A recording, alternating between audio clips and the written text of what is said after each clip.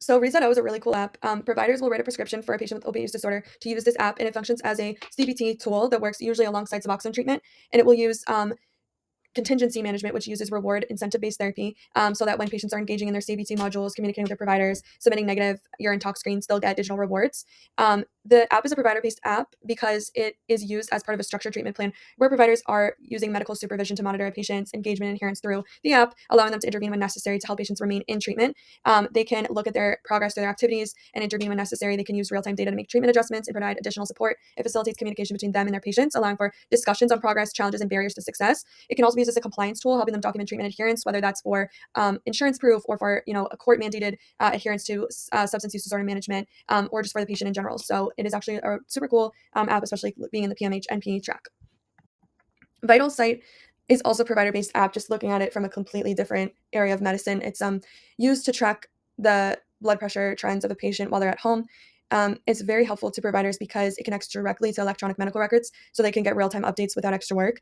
They usually will get a box that comes with a pre-configured device, and the setup is really simple. The goal of this is to make healthcare more accessible, reduce stress for the patient and the provider, and to catch potential issues before it becomes too serious. It's the first app by Omron Healthcare for remote patient monitoring services. And so it comes with a little data hub, which transmits the readings to the care team. And then the Vital Sight dashboard is a real-time data dashboard that allows abnormal readings to generate alerts to clinicians so they can quickly implement intervention. So the patient care problems that led to the development of each application are wildly different based on the two different apps. For Resetto, there was a study that looked at the effectiveness of Resetto, and it explained that the app was actually created in response to the heavy cost burden on healthcare systems and society that opiate use disorder has, as well as the various different barriers to effective treatment that opiate use disorder patients face.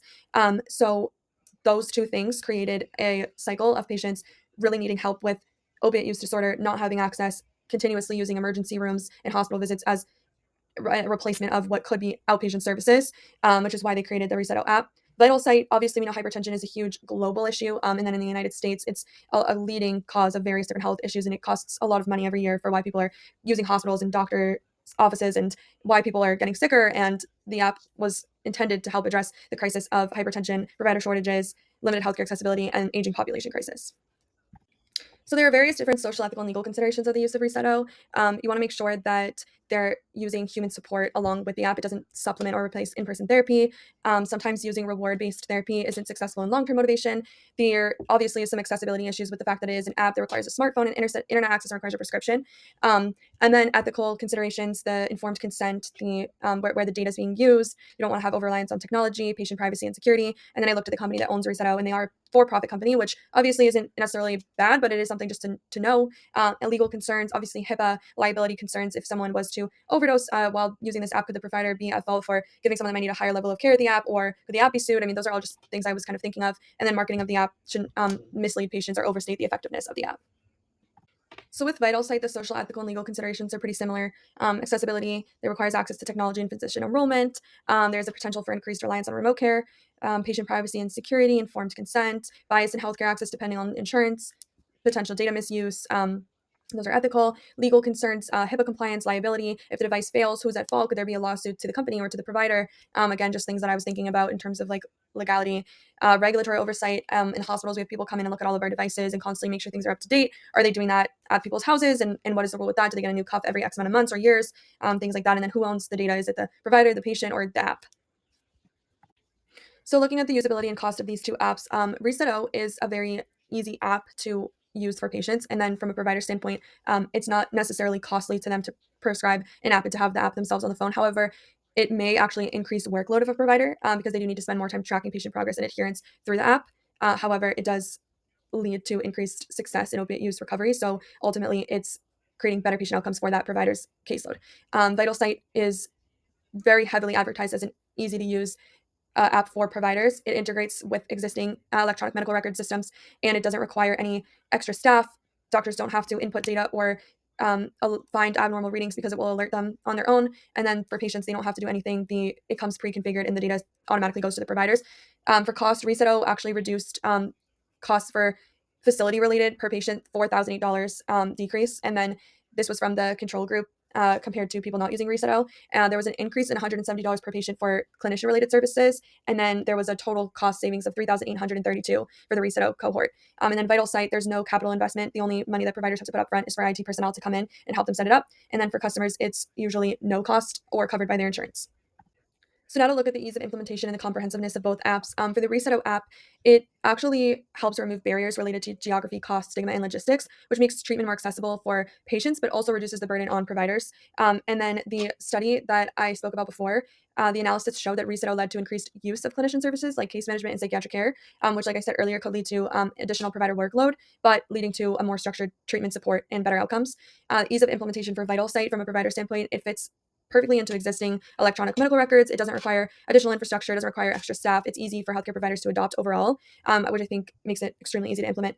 Both apps seem to be very comprehensive. Resetto combines multiple different proven treatment methods in one digital platform for opioid use disorder. So it provides CBT. The app explains that it uses community reinforcement approach. It uses contingency management, a reward system, and it's usually used in conjunction with Suboxone adherence, which I think proves that when the app is used with therapy and medication, it's very effective, very comprehensive, and it makes it a well-rounded tool to support different aspects of recovery. Vital Sight's also very comprehensive. The patients are monitored for hypertensive events, medical emergencies. There's real-time data directly sent to providers, so they can respond as needed. They also have a snapshot of the patient's historical data, so they can look at trends. They get triggered EMR alerts for abnormal readings, and then they can even set custom parameters for each patient. So it seems to be very comprehensive. So both of these apps had pretty good user satisfaction. From a provider standpoint, the Resetto app resulted in greater use of clinician services, and the patients had increases in their Suboxone adherence and overall lower costs, which were driven by decreases in hospital encounters, inpatient stays, ICU stays, and emergency room visits. So not just the provider is benefiting from this app with their patients adhering to Suboxone management and treatment plans, but also hospitals and emergency rooms and ICUs are benefiting from having less admissions for problems that could be intervened with apps like this. And then Vital Sight, the user satisfaction among providers is high because it fits into the EMR systems pretty seamlessly. They don't have to input data manually or track data manually. They don't have to spend months training. They don't need to hire anyone else to do that for them. And so it's a very easy and efficient way of monitoring their patients. From a patient standpoint, Resetto had 3.1 stars on the Apple Store, and Vital Sight had 4.5 stars on Amazon. So now to discuss the implications of the applications for advanced practice nursing. The first one, kind of obvious, APRNs and remote monitoring. I think that this entire project has kind of opened my eyes to how much like digital therapy can not only improve a patient's experience, but also help assist a provider in giving the best care that they possibly can. Specifically with the Resetto app, it allows providers to kind of track their patients' adherence to their opioid use recovery through their engagement with the CBT modules on the app. They can monitor their adherence to their Suboxone therapy and see that they're checking off the tasks of submitting the negative urine toxes, and it can show early signs of relapse. I mean, if a patient all of a sudden who's been very good at completing all of their modules on time, submitting all of their urines on time, and checking in with the provider X amount of time that they're supposed to, and then they slowly are kind of starting to fall off the wagon, you could identify that early sign of relapse and intervene before it became something that was a lot more severe. And this is something I found super interesting because I am in the PMH-NP program, so I feel like this definitely falls under the exact type of nursing that I want to go into, which is addiction medicine. And knowing that there's something I could do to actually, I could prescribe to my patient to help them add more to their treatment plan that they can do at home is amazing. Working in the dual diagnosis unit and now working in the acute psychiatric service of an emergency room, I see so many people that come in for substance use related issues that so much of their problems are exacerbated by barriers and obstacles and hoops that they have to jump through just to get care that I could help them with through an app. So it made me think about people. I've had patients that are like, I am currently on probation, and I have to, in order to get custody of my child back, I have to show up to treatment programs and show that I'm committed to staying sober. But I'm living at a sober house, and I just finally got a job, which is another contingency of me getting my children back. I have to have a stable job in order to get a stable living situation, and the job is 10 minutes down the street. I can walk to it, but the only program that they approved for my court-ordered treatment program is something that I have to drive 2 hours there and 2 hours back, or take public transportation, and it's a 3.5-hour commute there and back in order to do that 5 days a week. So I end up not getting the job at the place that's right down the street from me, and I'm not making money, and I can't get the house, and I'm not getting my kids back, and it's just kind of like this whole cycle. And I thought about that and how it would be really, really amazing if I could prescribe something to my patient and say, okay, I want to see that you're committed to using this. We'll meet once a week as opposed to 5 days a week if you are able to show me that you'll stay committed to doing this app. And then they're able to keep the job, and just situations like that where it really shows like how helpful this could be. And obviously it has to be a very specific type of patient that's not a super flagged high risk for relapse, someone that like I said is living in a sober home or has other things outside of just the app in combination with like the Suboxone therapy and meeting with me once a week. I mean, I just thought it was super cool.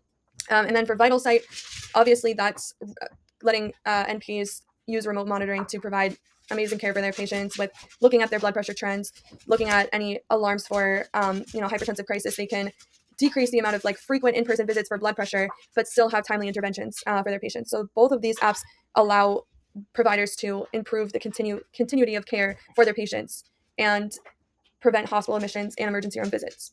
It also allows for parents to have more personalized treatment plans. The Resetto app allows providers to look at real-time data on treatment adherence, which helps them determine if the patient's following their Suboxone therapy or if they're participating in their therapy. And based on that information, they can adjust the treatment plan, maybe make them a little bit higher risk, like we would like you to come in twice a week. You're not really doing the CBT as much as we thought you would on the app, or the opposite. I don't think you need to come in 5 days a week because you're doing so well in the modules. We'll bump you down to 3, stuff like that. And then with the Vital site, they can track blood pressure trends over time. They can make individualized decisions about medications and lifestyle changes and early interventions. So it just kind of allows NPs to develop more personalized and unique treatment plans, ensuring that the care decisions are based on ongoing patient data rather than occasional clinic and hospital visits. It leads to a more proactive and responsive healthcare tailored to each patient's individual and unique needs. And then it also, for NPs, increases patient engagement. In the Resetto app, the app gives the opiate use disorder patients better access to behavioral therapy, especially those who might struggle with attending in-person counseling due to stigma or transportation issues, scheduling conflicts, everything I was just talking about, even fear.